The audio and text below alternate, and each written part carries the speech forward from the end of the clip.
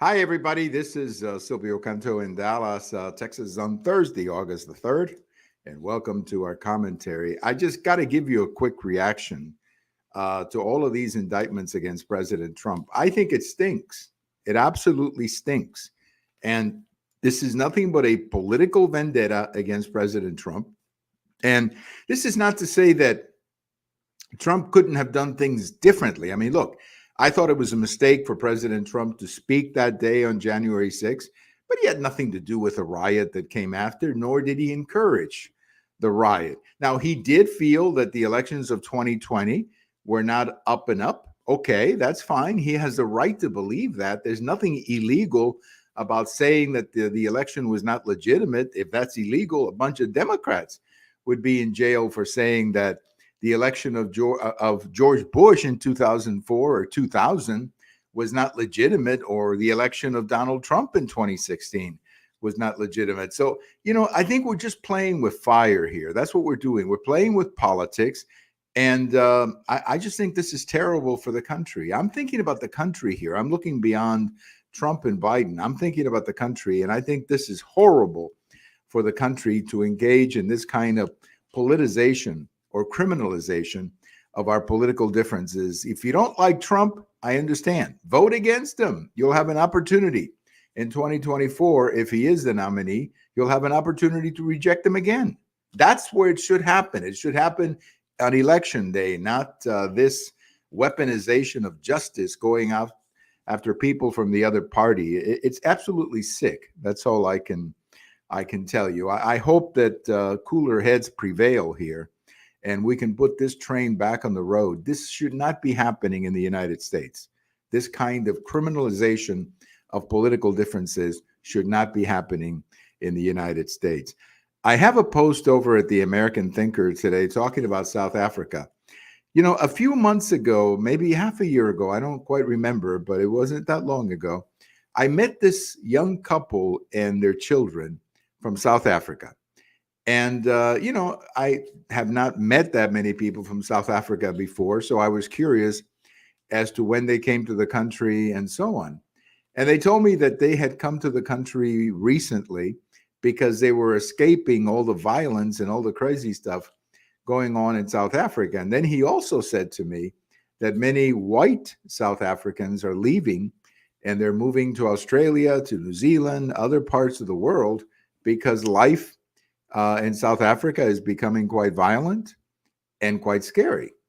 And of course, we all know the story of South Africa. They had apartheid, and apartheid was wrong. Apartheid was a system that discriminated against the blacks who were born there. And that system had to be corrected. But what has happened here recently is that radical elements have taken over the country. They are wrecking the economy. They destroyed the economy. And, you got radical elements saying that, we need to burn down white farms and we need to attack some of the white people. And this is creating a real problem in South Africa as far as stability and a good quality of life. So, once upon a time, everybody was concerned about South Africa. But I guess, after Mandela became the president and they had a change, nobody's talking about South Africa anymore, but the situation in South Africa right now is pretty bad. And I think civil rights leaders around the world, including, President Obama, who I think would be a good person to speak about this, they need to tell people to tone it down. There's no need for this kind of racial rhetoric going on in South Africa at the moment. So check out my post over at the American Thinker about South Africa today. Well, if you're following the news, you know that the streets of New York are a mess. The streets of New York are full of people. You got literally people sleeping on the streets.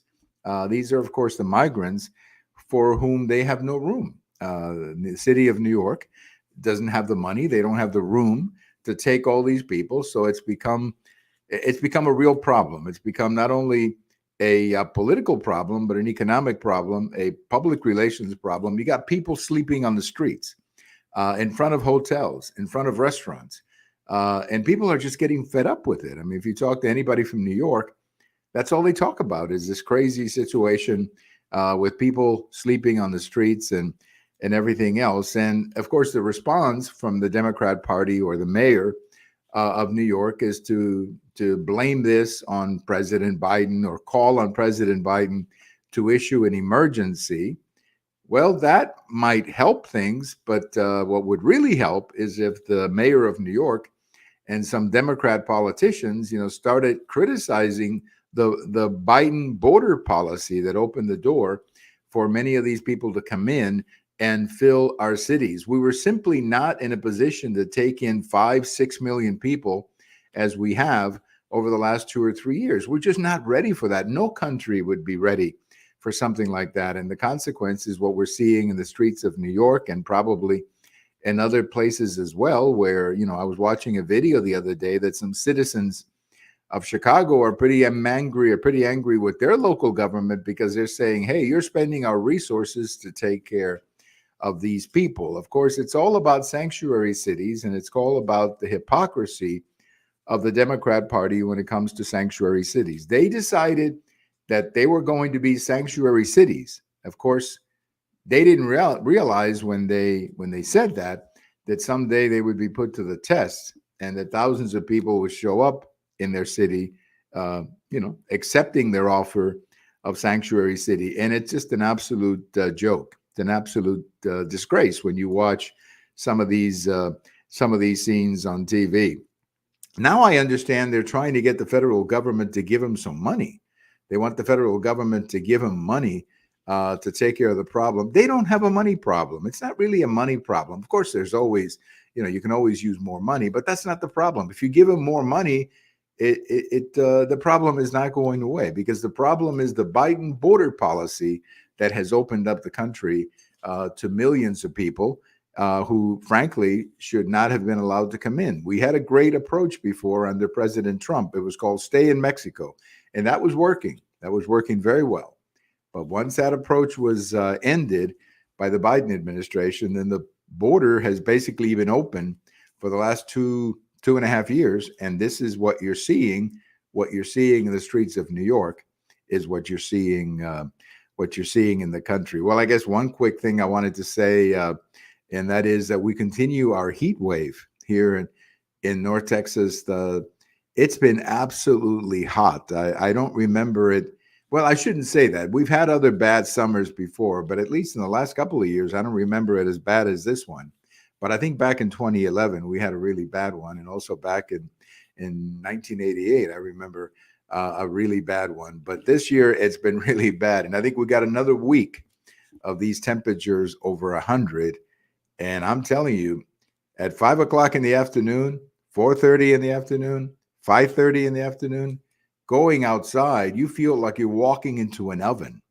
You feel like you're literally walking into an oven when you go outside at that time of the day. So if you need to go for a walk or if you need to go for your running, don't do it between 4 and 6 in the afternoon. It's not healthy to do it at that time. I've been doing my walking early in the morning. I try to do it around 8 o'clock in the morning when it's obviously not as hot.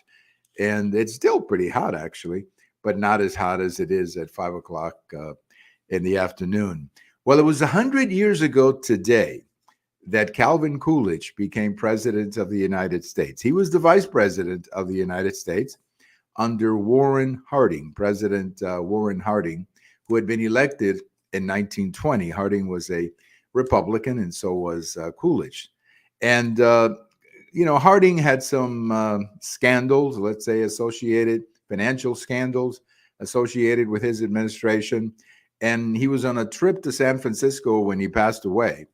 And Calvin Coolidge, who was in New Hampshire at this time, he was, I guess, vacationing in New Hampshire, gets the message that President Harding has passed away and he needs to be sworn in as the president of the United States. He was sworn in like at 2 o'clock in the morning or something like that. And he was sworn in by his father, who was a judge at that time in New Hampshire. So Calvin Coolidge became the president of the United States on this day in 1923. He's a big favorite. Calvin Coolidge has always been a big favorite of conservatives because he had a very conservative approach to government. So he was eventually reelected in 1928 in a pretty big re-election. But Calvin Coolidge, a big popular president with conservatives, became president on this day in 1923. So exactly 100 years ago. And by the way, he was also born on July 4th. So I don't know how many presidents have been born on July 4th. I think, I believe he was the only one, Calvin Coolidge. Maybe another one I don't remember, but Calvin Coolidge may be the only one who was actually born on July 4th. Thank you for listening. This is Silvio Canto in Dallas, and we'll talk to you later. Bye-bye, everybody.